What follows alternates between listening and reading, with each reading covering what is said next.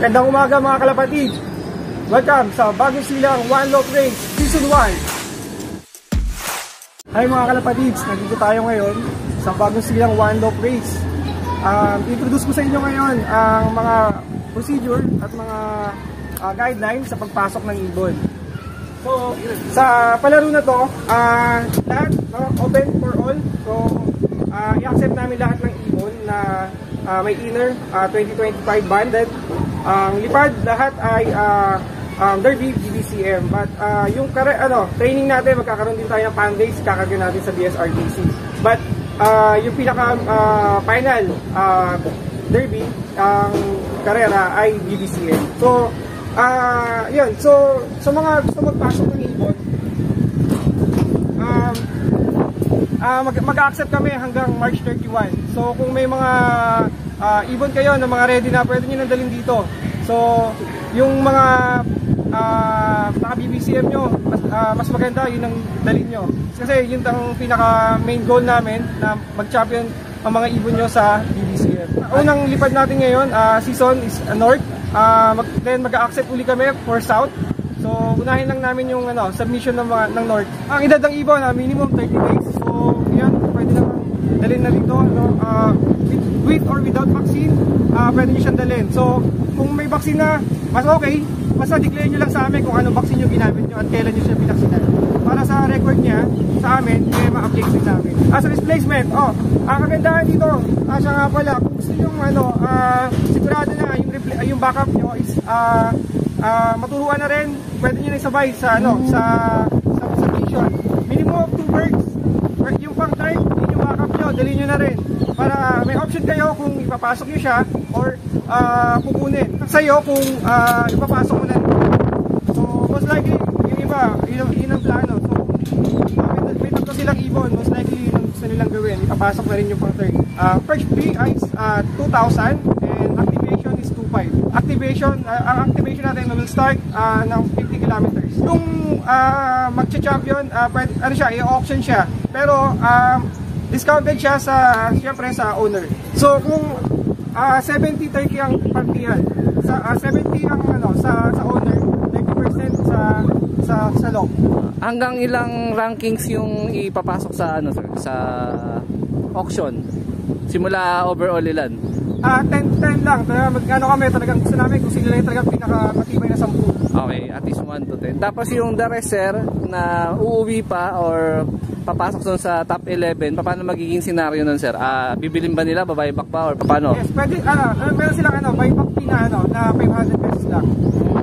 Okay. Ayun, so, alam naman natin yan. Kasi yung iba, minsan talagang gusto nila na yung ibon nila na naka-experience na ng OLR, yun din yung ginagawa nilang breeder. So, yun, bibigyan lang namin 500 pesos lang for buyback fee.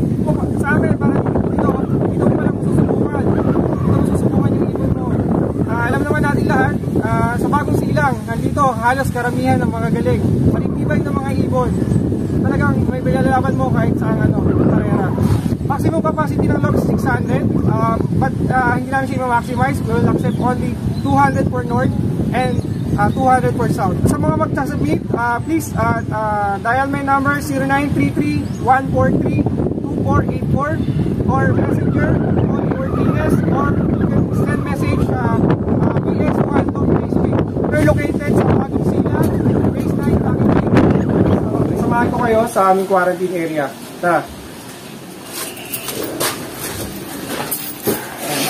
Mga kay-guest, so dito nilalagay yung mga bagong dating. So dito sila kina-quarantine. So bago umakyat sa pinaka-lock sa taas, so dito muna sila ng mga 1 week to 2 weeks, maximum 2 weeks. Depende sa health ng ibon. Kasi kapag alam namin na medyo mahina, alam ba namin, ninangyari rin namin at the same time. Yan nga, sabi ko kasi talagang yung ibon nyo, pangangalagaan talaga muna namin. Katulad nung kung paano namin inalagaan yung mga ibon namin. So, makakaasa kayo na talagang yung ibon nyo is lalabas at kakarera ng malakas. Kaming GC na ginawa, so kung yung mga interested, i-add ko kayo doon at yung mga member na nagpasok ng ibon. Then, sa inventory, wala tayong problema. So, powered tayo ng Top Pigeon. So, everyday, pwede nyo rin makita, pwede nyo rin malaman kung yung ibon nyo lumalabas, nasa viewing. Ito talagang may ginawa kami sistema na mas mapapadali para sa lahat. So, kayo din, mamomonitor nyo yung ibon nyo na, ayan, pag bago namin ilabas dun sa viewing area, may chips na kami ilalagay. So, malalaman nyo, from aviary, malalaman nyo na pumapasok na yung ibon nyo sa, sa trapdoor. So, marunong na siya. Hanggang sa matuto na siya, pwede nyo siyang mamonitor. So, magkakaroon kami ng schedule or i-announce namin na eto, pwede kayo mag-viewing na i-activate namin yung pad para makita nyo yung ibon nyo na pumapasok at lumalabas sa loob. Nag-start na yung submission. So, hanggang March 31, mag-accept kami ng North banded. So, kung meron kayong mga ibon na napapisa na 15 days, ano nyo na, ipalakihin nyo na. So, i-accept namin siya kahit kung medyo limited yung oras, pwede naman kami mag-nursery. Basta yung ibon kumakain na, kami na mag-nursery para makahabol kayo. Basta hanggang March 31, mag-accept kami ng ibon. Any band. Basta may inner ring at 2020. Okay, mga Kalapad Kids, discuss naman namin sa inyo yung regarding sa pagpapalit ng ibon. So, ang ibon, tuturuan namin sila from aviary to trapping. Ang ibon na ipapasok nyo, yun nga, sabi ko minimum 2. At highly suggest na ipasok nyo na rin yung backup nyo. For the reason na, mas maganda na maturuan na rin namin yung backup. Then, option nyo kung ipapasok nyo na rin siya o ilalaban nyo na rin siya. So, kung sakaling magkaroon ng problema, at the same time, turo na rin yung inyong backup bird. Yan, kung nagkasakit, nagka-overfly, ayun, i-declare naman namin sa inyo yun at i-mention namin sa ating GC at sa ating monitoring. At I'm sure naman, yun nga, sabi ko nga sa inyo, magkakaroon tayo ng top pigeon. At the same time, even kayo, mamomonitor nyo yung ibon nyo na active ba siya. Kasi i-activate namin yung pad para malaman nyo na yung ibon nyo is talagang pumapasok at lumalabas na. So, yun nga yung advantage nung ginawa namin viewing aviary plus tapping kasi yun. So, mamomonitor nyo kaagad kung makakapag-decision kayo kung may ipapasok nyo na rin yung backup bird nyo. So, ito yung aming reception. So, magkakaroon kami rito ng na ito yung pwede namin abangan kung sakaling alam naman natin na pwede naman tayo maghintay hanggang dito lang kasi sa taas hindi na pwedeng umakyat. So very strict kami na magpakyat sa taas. So dito kita naman, may kita naman natin dito yung yung dating ng ibon. So kung sakaling magka-derby na or pan race pa lang, magkakaroon na tayo dito na setup. So magse-setup tayo ng monitor dito. So ayan, exciting to. So hopefully makuha natin yung mga championship saka mga pwesto sa mga lalaro natin, pan race at derby. Hi mga Kalapad Kids, welcome sa aming loob. Tara, samahan ko kayo. Andito tayo ngayon sa loob. Ito yung aming loop extension. Dito mapupunta yung mga mga matuturuan na mga pang north ipapasok sa one loop race. Dito naman sa ngayon, meron pa kaming south na nililipad. So after ng race ng south, makiklear na yan. Then, dito naman sa kabilang side ng south, doon naman yung for north din na area. So, mangyayari kasi dito sila tuturuan. Dito sila tuturuan sa kabilang side na to. At the same time, pagka naturuan na sila, tuturuan na rin silang lumipat doon sa extension area. Yan. Tapos na sa quarantine. So, for viewing na sila. Ayan. So, ayan. So, ilang days nasa sila? Nasa viewing aviary na sila. So, guaranteed price. Ito. Meron ka, sa ating guaranteed price, meron tayong 200,000 guaranteed price. Ito yung breakdown. So, first overall, will win 150k points. Then, second overall, 20. Third, 10. Then, 5k sa fourth at fifth. Then, lalaki naman to, depende sa sa numbers na papasok ng ibon. So, also we'll have some sponsors na tutulong para mas mapaganda yung ating premyo. Aside from this, so yun nga, ang pinaka-goal natin, ito kasi yung price na to is para lang dun sa atin sa loob. Pero since nga nakalaban tayo sa BBCM, alam naman natin na gaano kalaki yung pa-premium ni BBCM, young bird, old bird. Kaya make sure na or I highly suggest na dapat yung mga ibon nyo is naka BBCM. Pero kung wala kayong choice na or wala kayong makuhanan, sige, basta may inner 20-25 banded siya, pasok nyo siya dito. Malaki rin naman ang guaranteed talaga ng BBCM even sa all bird. So aside from this, so sa BBCM na Derby, and meron din tayong pan race na guaranteed na 200k, kasi since we are combined kay BSRPC, we're under North Racing Pigeon Union, meron din sila 200k guaranteed. Lahat ng ibon na magagaling sa BSOLR will be considered as young birds. So meron din kayo 200k guaranteed doon. So lalaro din tayo doon. We'll share now or follow our page para makita niyo yung breakdown ng prices ng ating sa bagong silak at sa one low rate.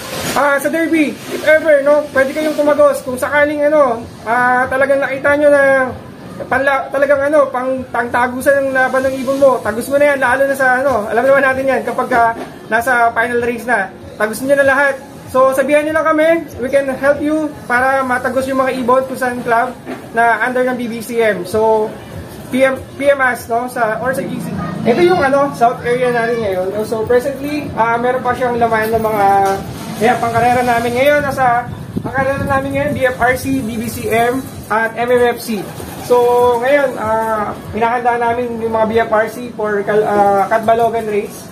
So ayan, mga galing sa training sa MMFC, sila lahat. Yung iba nasa labas pa. Itong lab na to is still, mako-convert na siya sa one low rate. Kasi pagkatapos ng karera ko sa itong mga personal na ibong ko, lahat to i-convert na rin for one low rate. So dito dito naman lalagak yung mga south at yung sa kabilang side. So okay, mag-alala na kukulangin yung space. So malaki pa yung space ng one low natin. So kung 200 ang ibon, talagang maluwag pa siya. Talagang alam naman natin, medyo matagal na rin tayo nag-ibon. Alam natin yung requirements talaga sa ibon na kailangan maluwag yung kanilang nililiparan. Maganda ang ventilation. Alam naman. So, yan, yung makikita nyo yung space, meron kaming more than 2 feet sa from flooring, in ventilation, meron also meron kaming louver. Ayan, so louver, talagang makikita mo, tagusan pa. Makikita nyo kung gaano ka tumatagos yung hangin. At paggabi, pag alam namin sobrang lamig, talagang even kami, talagang kinukumutan natin. Kaya sinasabi ko sa kanila, yung ibon nyo, pagka malamig dito, kukumutan namin. Kasi ganun din yung ginagawa namin. Kasi alam naman natin na mahalaga sa ibon na ang tama ng hangin, tinokontrol natin. So even kami, nakokontrol namin yung hangin, nilalagyan namin sila ng mga cover. Ito, ayan, so ito yung extension, so makikita nyo naman kung gaano siya kaluwag at saka yung pasok ng hangin. Ayan, so tagusan ng hangin, maliwanag, ayan, very fresh yung hangin kasi halos maraming puno and may mga halaman kami sa paligid. Ito nasa 100 plus na to hindi ko nabilang ulit pero nasa na to, na 140. Mga ganun, 150. Ayan, so ang flooring yan, so everyday ang kinis dito ng flooring. So hindi lang flooring, even yung perch. So naka-schedule yung aming pag-disinfect. So everyday yan ginagawa. So si Kuya Pao, makikilala niyo siya. Siya yung ating lock manager. Siya yung makakalaga natin mga ibon. So ito yung some of the north na tinuturuan sa ngayon. Ayan. Yung iba nasa for release pa lang from quarantine. Ayan. Sarap yung ilaw.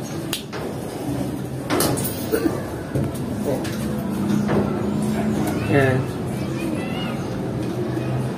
So, ayan. Tapos, lalabas sila doon. Dito sila lalabas. So, dito sila lalabas. Magkatuturuan na. Ayan. Connected sa Shavery at sa trapdoor. So, merong merong kaming sistema dyan. So, pagpasok nila doon, meron din, double trap doon. May mechanical trap. May access. So, may access siya sa mechanical trap. Ayan. Ayan. Ayan. So, kung marunong na sila, papasok sila rito. Ayan, may double trap. May double trap siya. So, Ayan, kung marunong nga sila, tuturuan sila pagka ano, papasok sila sa extension. Tapos transfer sila dito. Then papasok sila ron. Ayan. So, share ko naman no sa kung ano regarding sa transparency no. So, transparency talagang lahat ng mga update ibibigay namin sa inyo. And sa safety at pangangalaga sa ibon nyo. And also to share no, meron kami rito, kung makikita nyo, meron kami rito. Ito personal ko to. Ito dito ko nilalagay, for example, yung ibon, durog. Required talaga ng recovery. So, sabi ko nga sa karera na to, ito, pag nakapasok yung ibon nyo dito, one for all for one. So, kung any ibon na pumasok na durog, na required na kailangan hihiwalay namin yan isa-isa hanggang sa makarecover siya. So, lahat yung gagawin ko kahit sa kaninong ibon, kahit sino dumating na ibon. So, yun, makakasiguro kayo. So, kung sakaling ano no, pakita ko na lang, ayan, may mga sarili kaming mix na ginagamit para sa mga feeds. So, kung makikita nyo, makakasiguro kayo na kung ano yung ginagawa namin sa karera, yun din yung mga gagawin namin sa mga ibon nyo. So kung ano yung mga required na kailangan ng ibon, ibibigay namin. Hindi namin titipirin yung ibon nyo. So lahat na supplements, ibibigay namin. So, ayun, makakasiguro kayo lahat ng ibon dito, papalakasin namin. Mga kalapatids, explain ko nga pala, no? Dito sa aming, sa aming manlog, no? So magkakaroon kami ng rule na istikin yung ibon. Kasi, alam mo nga, yun nga, lalaban tayo, di ba, sa malalaking club. So, kailangan, manalo tayo. So, magkakaroon tayo ng stick rule. So, katulad na to, so, siya unang lumapag. Ayan, so, istikin siya. So, ayun nga, yung mga ibon nyo, pasanayin din namin sa stick. So, huwag kayong mag-ala, tuturuan namin lahat ng ibon sa stick. So, ang mangyayari, unang lumapag, istikin. Kung dalawa sila, magkakarera pa rin naman sila. Istikin silang dalawa. Pero kung more than 2 ang ibon na nagkakasabay-sabay, pagkakaroon sila ng... Ako nga pala, si Noli Ortiz. Yes, one dog race. Ako nga pala, si Pablo Torres Jr. ang magiging lookman sa baseball dog race. Abangan namin kayo sa season 1 na to at sa mga susunod na season. Maraming salamat mga kalapatids. Shoutout nga pala sa mga kaibigan natin dyan. Golden Feather Slope, Team Talmac, shout out. Team Talmac, ating pabahay, Malupiton. Shoutout sa pinsan ko, nanalo pala siya ngayon sa BSRPC. At shoutout sa solid na kaibigan natin, si T-Max Slope. Pamunuan ng BSRPC, kay pinamumunuan ni Sir GC, Jim, at sa pamunuan ng BBCM, Bergie Bergs, at sa mga nakakataas ng BBCM. Maraming salamat sa mga gandang palaro.